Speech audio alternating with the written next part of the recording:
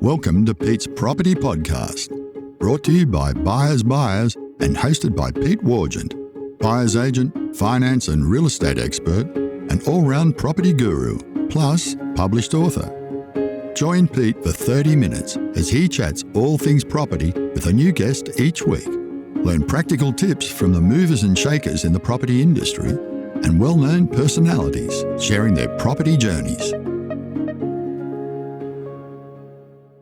G'day, welcome to this week's episode of the Pete Wargent Property Pod. I'm thrilled to invite back onto the show our in-house resident property expert, Alastair Lias. Al, how's it going? Good to have you back on. Yeah, great to be back, Pete. Everything's going well. We've had a funny market over the last couple of months. It's nice to see some real activity starting again, and excited today to be speaking about Southeast Queensland. We are. Just before we get onto that, you're a country boy, aren't you? Obviously, been a difficult week down in Echuca. What's been happening down there? Yeah, so born and bred on the Murray River, Pete, and spent most of my lifetime in Echuca, and worked and lived in Rochester for a while as well. So tough times for all those folk down there, and it's heartbreaking to see what they're going through. And I've got a lot of friends and family down that way that have either been affected or are about to be affected as well. And even myself, Pete, I've got some real estate down that way. So it's affecting a lot of people in different ways, but very, very tense times for people down there. And big shout out to all of them as well.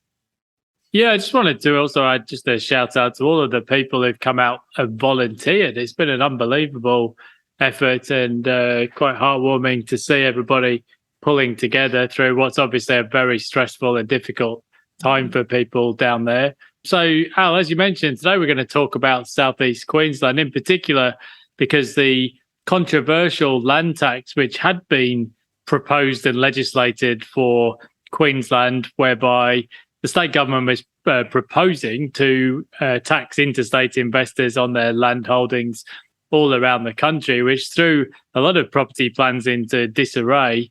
Now, there was a huge amount of pushback on this from various interest groups, not only landlords, but also I think a lot of commercial property might have been impacted as well.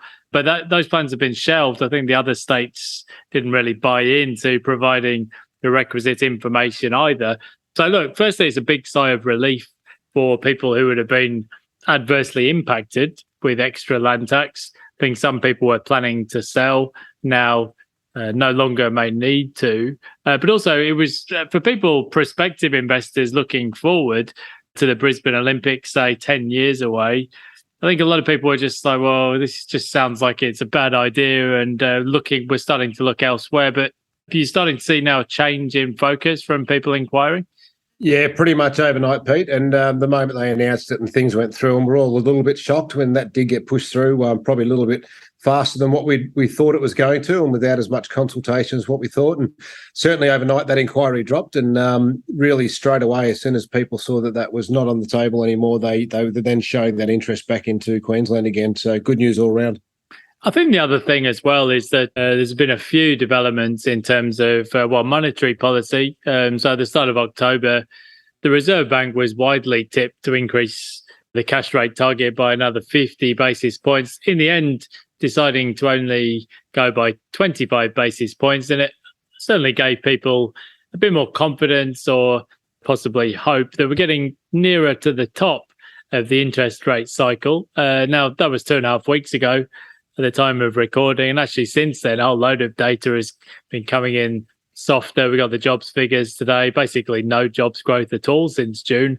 So I think a lot of people are now coming around to the idea that although the Reserve Bank may still have some hikes left in it, we're getting pretty close to the top.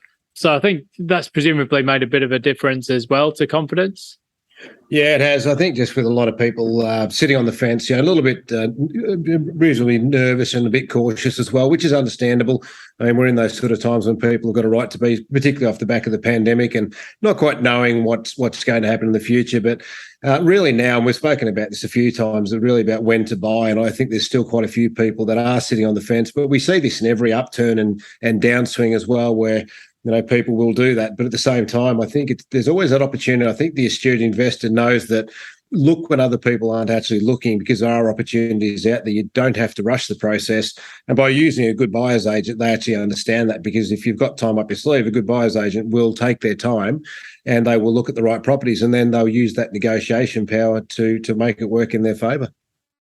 Yes. I think it's we do seem to see similar things in every cycle, and things can turn around pretty quickly, but it's definitely a confidence thing. And I think people, they're just looking for that confirmation or some kind of validation that we're getting close to the bottom of the cycle, and then everybody comes back in droves. It's interesting, Al. I just came back from the school run, as you know, and just chatting to some of the parents there, and one of the nannies is a Melburnian, another crowd up from Lennox Head, another group who sort of ex-Macquarie guys have moved up here. This is to the Sunshine Coast in Queensland. It was really obvious just chatting in some of the social circles up here. There's very few people who are born and bred Queenslanders, certainly in the network that I'm in. And that is very much being reflected in population growth figures in Australia. And in fact, Queensland has been leading the nation in population growth for some time, which historically has been unusual, because most people, of course, when they come into the country, go to Sydney and Melbourne. But interstate migration to Queensland now the highest on record. So even bigger than the post-Olympics Sydney boom, when everyone started moving up to Queensland. It's I think it was partly driven by COVID, but I think there's just an acceleration of that flexible working arrangement phenomenon and the working from home phenomenon as well. So I guess that's a big factor for landlords considering investing in Queensland properties. There's just a huge underlying demand for housing across the southeast corner of the state. Yeah, totally. And obviously we did see those really big numbers coming in, but I think people have still got an appetite for that lifestyle. A lot of people have reassessed where they're at, and just that change in work-life balance as well. Me being one of those people that moved back up here full-time, working remotely because we've got the opportunity to actually do so. You will find, I think, Pete, just based on past experience, that probably 25% of the people that have moved into the regions outside Melbourne, Sydney, into Queensland, I think 25% eventually will move back. You do tend to find that within maybe a year to 2 years' time, that they tend to miss their friends and their family, and particularly if they move into regional areas, they do find out that the conveniences are not quite there like they were used to. And, what they say on TV is not always the ideal lifestyle, but you do get that other 75% that really do settle in and love their lifestyle. And I think we'll continue to see that movement within Queensland as well. And me on a personal level, I know a lot of people that are talking about it, and it's just a matter of time for them. So this is not something I think short term. It should keep pushing out through the years. Yeah, I think generally, internally anyway, people do tend to relocate to southeast Queensland, and it's generally the new migrants that go to Sydney and Melbourne. I'm a huge convert to the southeast Queensland lifestyle, formerly being based in Sydney. I was out in Brisbane just the other day, Al, albeit temporarily. Interesting to see the Queen's Wharf development really hitting its straps now, and also we've got new developments like bridges and all kinds of new sort of commercial uplift going on. We mentioned just in passing before the 2032 Brisbane Olympics, which I guess will really put the city on the international or global map. But there's a fair bit of other infrastructure still to come in terms of stadium upgrades, but all kinds of other rail projects and all sorts of stuff going on. So it's interesting to see Brisbane is now changing, I guess, from the sort of large town feel that it had to it 10 years ago into a genuine sort of global type of city now. Yeah, I think it was Campbell Newman was the mayor at the time, and he pronounced it as Australia's newest global city. And it probably had relevance, he did say that, because we can look all the way back to Expo 88, which really did put Brisbane on the map in the first place. Moving up here in 2009 myself for the first time before I moved back and then back again. The amount of changes that I've seen, I mean, there's a second bridge crossing across the Brisbane River towards the airport there. Just the amount of new apartments that have gone up, a lot of changes, and it has been pretty amazing, actually. And I did comment when I first moved up here, the amount of roadworks that are actually happening. I didn't see those sort of roadworks happening in Melbourne and Sydney, so it really was just showing the appetite for people moving here. And I think Brisbane, with the tunnels and so forth, we're pretty well prepared as well. So it's a good city to get around compared to Melbourne and Sydney as well. So I think there's a lot going for it, and there was some good forward thinking as far as infrastructure went. You just mentioned their apartments. Now, we do know that the preferred dwelling type in southeast Queensland is typically a detached home on a 400 square metre block of land, or ideally larger if you've got the budget. But apartments in Brisbane and southeast Queensland, that's an interesting one, because there was a long period there of maybe 10 or 12 years where there was practically no movement in apartment prices at all, certainly at the median price level. But we're starting to see, now that we're not getting the overbuilding that we had 5 or 6 years ago, a lot of people now looking at apartments more seriously in Brisbane and units. And I guess, that might be driven by a range of factors, affordability being one. I think borrowing capacity, certainly for first-time buyers and many investors, has been cut by 20% from a year or two ago. And also vacancy rates are now very low. So what are you seeing in terms of apartment trends, Al? Yeah, exactly that, Pete. If you want to rewind back to, maybe 10 years ago, 2012, there's a lot of apartments that have been built, and it was a bit of a joke at the time, buy an apartment now or buy one coming up in a year or two, you're going to get something quite cheap. And that was quite true of the fact. With the oversupply, there was certainly plenty of it. Obviously, again, if we go back and we have a look at some of the data over the years, in some areas might have bucked the trend and done okay, but in general, apartments have been pretty poor performers in Brisbane.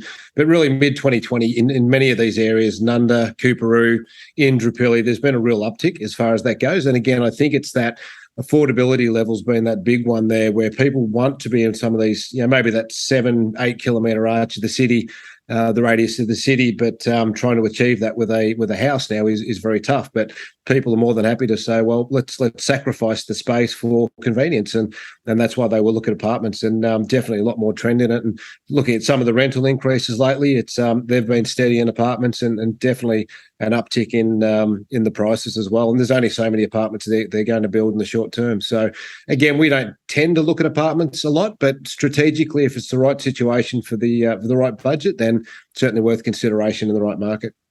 Yes, and also there's a sort of an in-between option, being the 3-bedroom, 2-bathroom townhouse, which can be popular in some parts of the city, in particular where prices are high or where supply is very tight. You mentioned the rental market there. That's been a really interesting turnaround. The Gold Coast and Sunshine Coast have had tremendously tight rental markets over the past year or two. But even Brisbane, which maybe 5 or 6 years ago had very high vacancy rates in some parts of the city, like at Hamilton, CBD, and around the Valley and West End. There's lots of pockets where there was just loads of new supply coming online. Rents were very soft, but that's now gone the other way. We're not building so much, and internal migration has really picked up. So we're starting to see some quite significant increases in rents in a lot of parts of the city. Yeah, very much, Pete. And again, if we look at some of the rental vacancy rates, some of these rates that we haven't seen for many, many years, if at all, in some of these cases. And unfortunately, obviously the government right now is talking about building a lot more affordable housing. They've put something out in the last couple of days about the amount of dwellings, but it's going to take time. And we look at the construction industry, and they're all quite busy at the same time. And so these things will take time. And I can't say that the rental problem is going to go away in any great hurry as well. So just look online, having a look at some of the socials. People are saying, look, I've had a rent increase of X amount. I no longer can afford to live in Brisbane, or we now have to push out. So there's getting some real pressure on a lot of people out there at the moment. Obviously good for investors if they've got current properties here, because they've seen a good rise in capital values. Are also seeing a good rise in rent as well. But there's going to be quite a bit of work to do, I think, for the government to find that balance as far as it goes. Do you want to save on buyer's agent fees? You could save thousands with Buyers Buyers. As Australia's most extensive network of buyer's agents, we can lock in highly competitive prices. Plus, our national network of buyer's agents are some of the best in the business. So get the Buyers Buyers advantage and talk to us today. Call 1800 975 051 or visit buyersbuyers.com.au.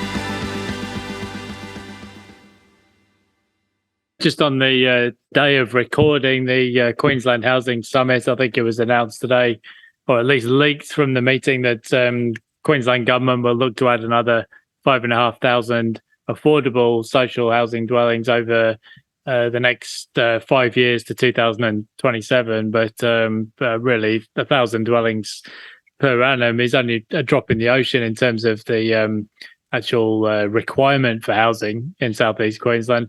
Let's talk a bit about some of the areas that we're looking at in Brisbane, Al. I think one of the key themes is that if you're looking to invest in southeast Queensland today, I mean, there is a tremendous need for rental housing, which is good, but you do need to be a bit careful in terms of where and what you buy, not least because Queensland did have a big jump in prices through 2020 and 2021 before reversing during this year. So you just need to be a little bit careful about the price point. So a lot of the suburbs that we're looking at the moment, Al, they're generally, I guess, middle ring suburbs with good city access, but with a bit of a tilt towards some of the more affordable options on the market instead of paying top dollar. Yeah, and I think if we look at the way a lot of the price drops in a lot of these areas, it certainly has been the high-end stuff that's pulled back, and a lot of the time that's due to affordability and the amount of people that can actually service a loan around those sort of marks. So within that sort of, again, 7, maybe 8K radius of Brisbane, we do find there's been significant increase, like a lot of areas, but it does come down to that affordability. So then it's looking at the suburbs that might be past the ones that have dramatically gone up. So if we take the western suburbs, for example, Chapel Hill's seen dramatic growth in the last couple of years, and really that's become a suburb now. You've got median prices around about that $1.3 million. So if you push a little bit further out towards places like Kenmore, you've still got a good radius to the CBD. It's still very commutable. You've got train stations not all that far away, good services, good sort of lifestyle areas as well. So people looking at those because, you're probably more around pick up a property around that 1 to 1.1 million. Sunnybank Hills, again, it's within that radius on the south side of the city, and then pushing out suburbs like Cooperoo, Camp Hill, these have traditionally been very sought after areas. Again, they've dramatically gone up. So looking at places like Mount Gravatt as well. And if we're looking again at the Bayside suburbs, people go for that lifestyle. They may not need to be near the CBD. So there's still some affordable areas out there where, close to the M1, where you can push north or south. And then sort of on the north side as well, again, a little more sort of seaside areas or coastal areas like Brighton as well, people looking for that lifestyle. So certainly some good opportunities, but I think you're 100% right, Pete. Right now it is about showing that little bit of caution, finding the right suburbs, but then also using the negotiation power. Buyers agents are very, very careful with the way they will select these and using that skilled negotiation to make sure they get it. And I think where we've really seen the best opportunity is some of that off-market, pre-market property. People, don't always want to advertise. We're still seeing quite a few transactions happening without actually going to the market, and buyers agents very often are early in the piece and securing property for their clients that way. I think you could apply the same logic if you're looking to buy up my way, Sunshine Coast, or also on the Gold Coast. I think certainly parts of the Sunshine Coast, for example, the hinterland areas like Doona, we saw some unbelievable spikes in prices as people were rushing for those lifestyle bolt holes. I think if you're looking to invest in these markets now, it's definitely cooler and prices are coming off, which is a good thing. You can negotiate much harder and much more forcefully now on price and terms, but you'd probably be looking at areas like Tewantin or Maroochydore or Nambour, Bly, some of those markets that aren't quite so expensively priced. Now, median prices in those suburbs range from, I guess, 700 to the low ones. But even within suburbs, there are always properties below the median price that are worthy of consideration. And likewise on the Gold Coast, some parts of the Gold Coast now extremely expensive, but there are suburbs like Southport and Nerang and Ormo and Mudgeeraba. There's plenty of places where you can still pick up solid investments with decent rental yields. But the order of the day at the moment is just being a bit careful about the price that you pay, because if you want to get a good result over the next decade, you want to be really careful you're not overpaying for housing at the current time. Yeah, absolutely. I think, again, you're pretty well spot on there, Pete. And we look at real estate as an investment, not in 1 or 2 years' time. It really is looking over 10 to 15 years' time, really. And, if you want to get that short-term gain, of course, it is about getting the right property at the right price and really de-risking the process. And that's what it comes down to. And I think this is where people that sit on the fence probably get a lot of information from different areas and they really struggle to make a managed decision and not understanding the prices. And I think this is why, someone who's on the ground, boots on the ground in the area, studies the market every day, can help make a managed decision very, very quickly. Yeah, that makes perfect sense. Now, Al, tell us a bit about what your role is at Buyers in terms of helping people to make a decision on where and what to buy given their budget. Yeah, Pete, I'm really the first port of call when it comes to buyers. So I work with both property investors and people looking for a principal place of residence, more so on the property investment side. What I really enjoy about the role is taking a lot of the information that people have already seen, and I deal with people, from all different stages. I might deal with people that have got 6 investment properties. I might be dealing with somebody who's just starting out and is quite property green and just needs that initial information. So it can be, for some people, a very short process. For some people, it can actually be a bit more lengthy. So it's really about dissecting the information, really working on, where are these people at? What are they trying to achieve? And then looking at different areas and so forth. So we might work with their financial advisors or accountants, whoever it might be, or actually their brokers as well. So what we try and do is build that ecosystem for people really to make their purchase safe, make sure they get the right property at the right price in the right area. We've got no real bias, Pete, as to where to invest in Australia. I've lived in Adelaide, I've lived in Echuca, I've lived in Brisbane, I've worked across the country from Sydney, Melbourne to Perth, so having a very good geographical knowledge of these areas. And within our company, Buyers, Pete, you particularly spend a lot of time poring over the data, looking at different areas, looking at these sort of driving factors. And really we get people to the stage where they're 100% comfortable as to what they should invest in and where. And I think that from my point of view is actually really comforting to know we're taking people through that journey. And, we've got no bias. At the end of the day, it is to make the right choice for people based on their own personal situations. Yeah, that makes perfect sense. And don't forget, of course, on our website, if you're interested in considering where and what you should buy, we do have our where to buy reports. If you just go to the website, buyersbuyers.com.au, check out the property reports section and you can download there. It's a very powerful tool if you're interested in property investment. Al, I was down in Melbourne last week and I went to the PIPA webinar down there and we had Antonia from REIQ and Ben Kingsley from Empower and a really strong panel who were there to talk about the Queensland land tax. But of course, in between that webinar being organised by Nicola at PIPA, webinar actually being hosted, of course, the Queensland land tax plans were shelved. But it was very interesting to see from the PIPA survey that when investors are considering which state they're most likely to invest in, Queensland always comes out at the top of the pile, over 50% of respondees. I think now that the land tax plans are shelved and that potential risk is out of the way, we'll probably see a resurgence of activity into the southeast corner of the state. And as a property investor there myself, I think it's always going to be a good long-term performer in terms of housing demand in Australia.